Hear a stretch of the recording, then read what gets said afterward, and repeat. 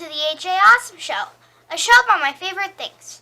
My name is AJ and my special guest for this episode is Matt Cardona. I hope you like the show!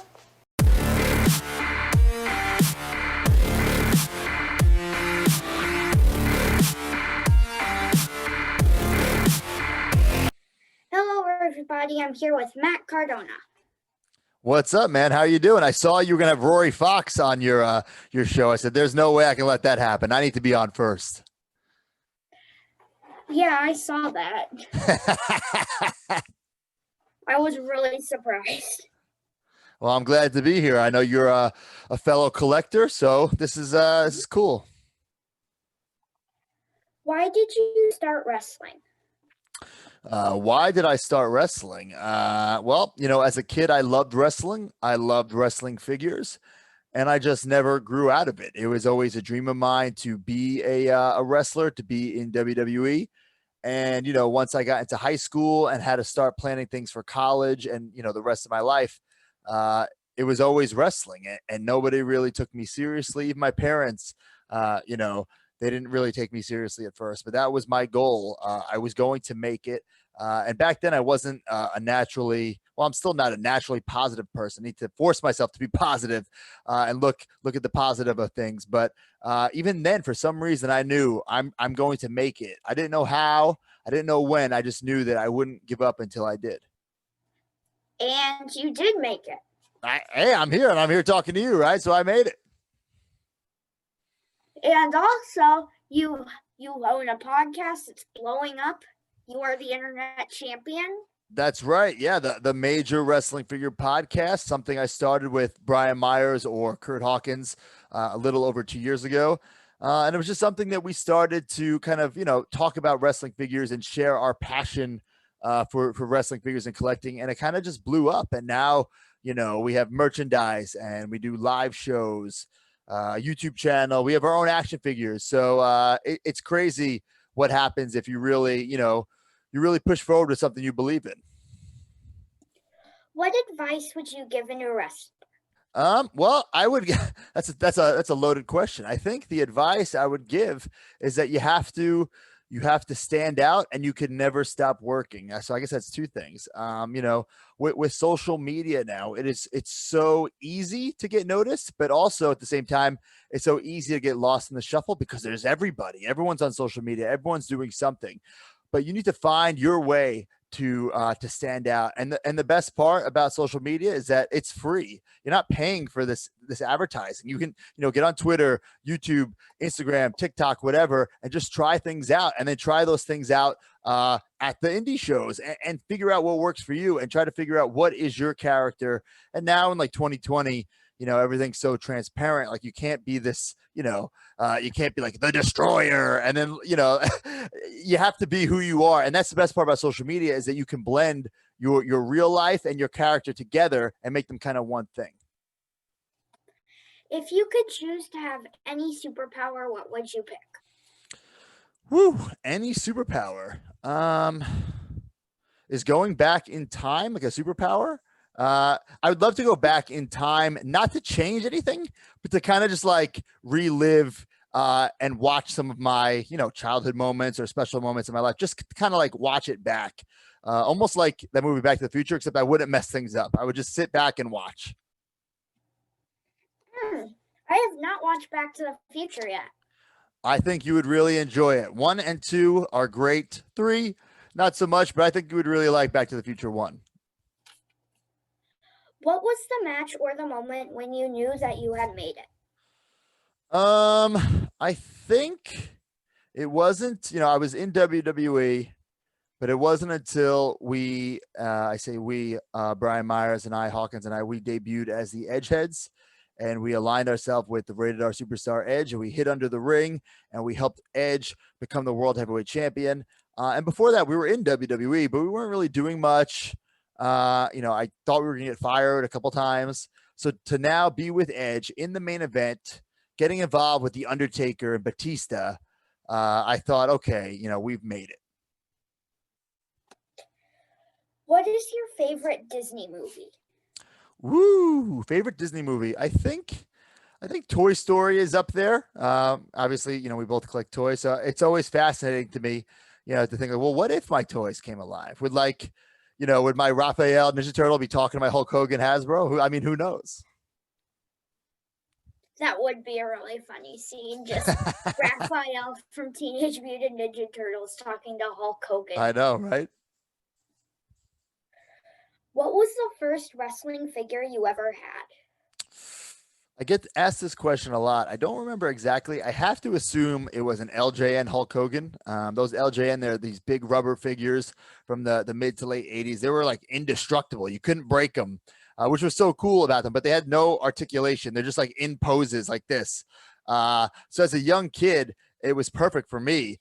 And it's weird looking back that I almost had the whole set. So mom and dad, if you're watching, thank you. I have a Rowdy Piper one of those, I think. Yes, he's like this, and there's a removable kilt. I don't know if you have the kilt, but it's a fabric soft goods kilt. That's a great Piper, 100%. I do not have the kilt though. Well, you got to get one on eBay and make sure it's not a reproduction. Get the OG. I don't know. It could be the OG, but we bought it like a thrift store. Yeah. So I don't know if they just lost it or if it's a reproduction. No, I'm sure the figure you have is real, because when I was a kid, that's where I got a lot of those LJNs at like garage sales and stuff like that. And now it's so cool that you can still find some of these things at thrift shops and garage sales, because now it's tougher to do that because people know, oh, let me try eBay and try to make some money. What are your favorite types of wrestling figures to collect? Ooh, it's a hard hitting question. I love those LJNs that I was just talking about, because those are the ones I had as a kid. And then a few years, I can't say take a shot because you're underage. So take a milk shot on the Major Wrestling Fever podcast. If I stutter, I say take a shot.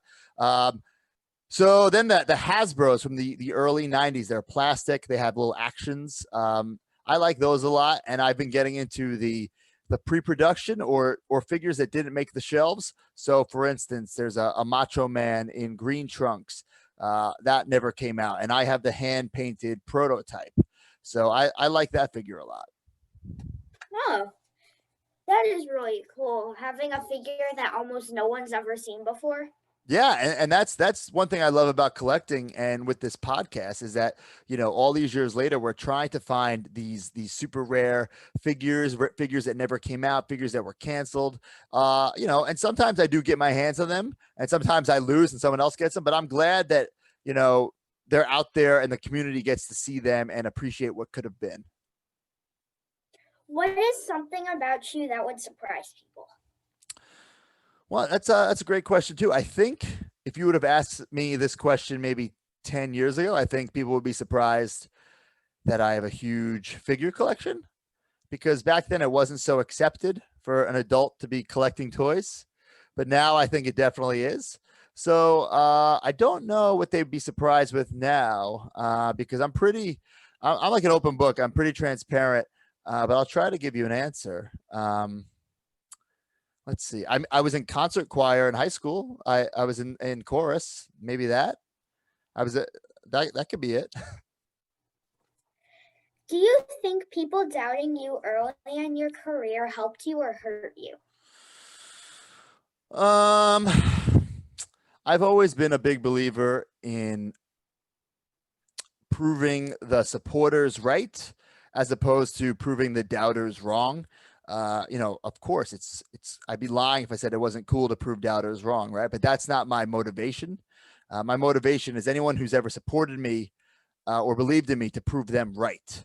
So, the doubters, do they fuel me? No, but it's cool to prove them wrong, but I'm more about proving the supporters right.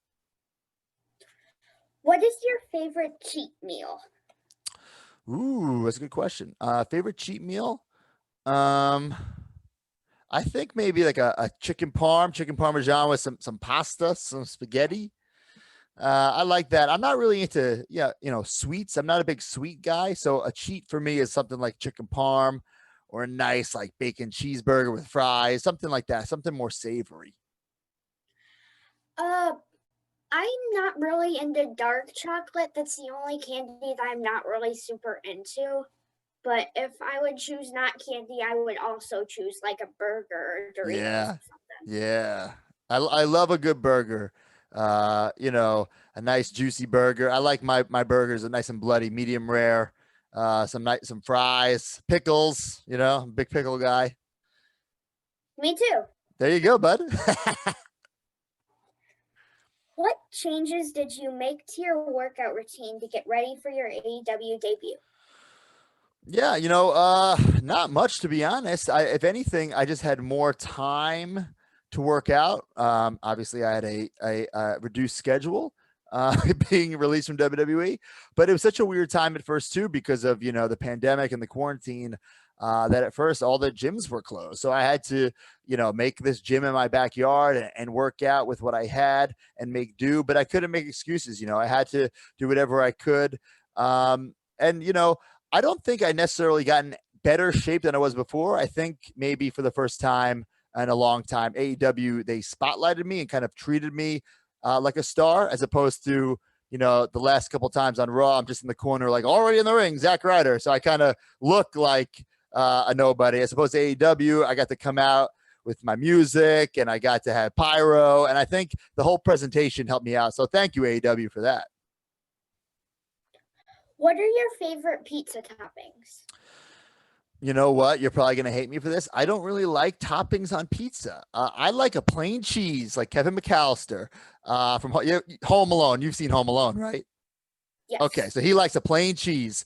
I just like a plain cheese. Every once in a while, I'll mess around and get some things on it, but nothing's better to me than a plain cheese. Maybe extra cheese. Does that count as a topping? Yeah, I can say so. Okay. I like cheese pizza, but for me, I'm more of a pepperoni and pineapple guy. I do like pepperoni. I do like pineapple. And I'll have that if it's there, but it's not. If I could have a slice of pizza, and there's no, I don't. Where are you from? Where did you grow up? I grew up in St. Louis. Okay, so I'm sorry, but St. Louis pizza is nothing compared to New York pizza. You haven't lived until you had a slice from New York City. So when I go home, every time I go home to New York, I always make sure to have a nice slice because there is no better pizza than New York pizza, especially New York City pizza. There is just no better. I've heard the same thing about Chicago hot dogs. Ooh, okay. And you know what? Chicago has good pizza too. The deep dish pizza. It's something completely different, but I love that. That's really good. I've had a Chicago hot dog once. Just once, huh? And it was one of the times I went to All Out or All In, I think. That's cool. And it's not as great as a bunch of people say it is for me. It never is, right? If people hype it up for so long, then you finally have it. It very rarely lives up to the expectation. That's the end. Thanks for the interview. Oh, thanks, bud. I hope you enjoyed this episode of the AJ Awesome Show. I'd like to thank Matt Cardona for being my special guest. Make sure to like, share, and subscribe. I'll see you next time.